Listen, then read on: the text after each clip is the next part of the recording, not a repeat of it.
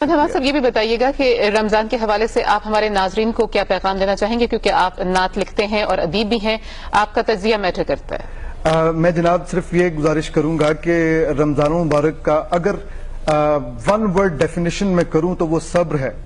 और हम जब रोजा अफ्तार होने का करीब वक्त आता है, 1 घंटा रह जाता है, तो हम अपनी सड़कों पे बेसब्री के वो मुजाहरे देखते हैं कि दुनिया में शायद ही कोई कौम इतनी बेसब्री का मुजाहरा करती हो।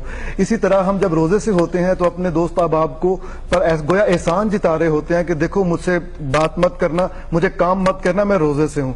अपने बच्चों को डांटते हैं, गुस्सा करते हैं। तो ये सब तो रोजे का मकसद नहीं था।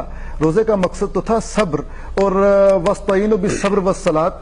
और मकसद ये होता है, सब्र का मतलब है कि आपको हर बुरी चीज पे आप सब्र करें, गुस्से पे भी कंट्रोल करें, उस पर भी सब्र करें।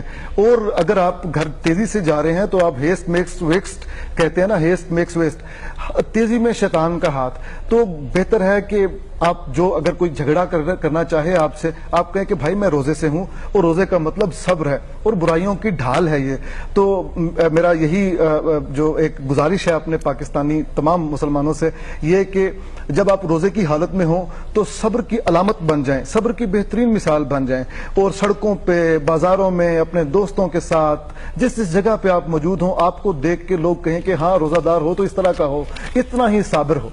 बहुत शुक्रिया आपका। बहुत शुक्रिया अहमद हमाद साहब, हमारे साथ शायर और अदीब हमारे साथ स्टूडियोज में मौजूद थे। आपका बहुत शुक्रिया हमें टाइम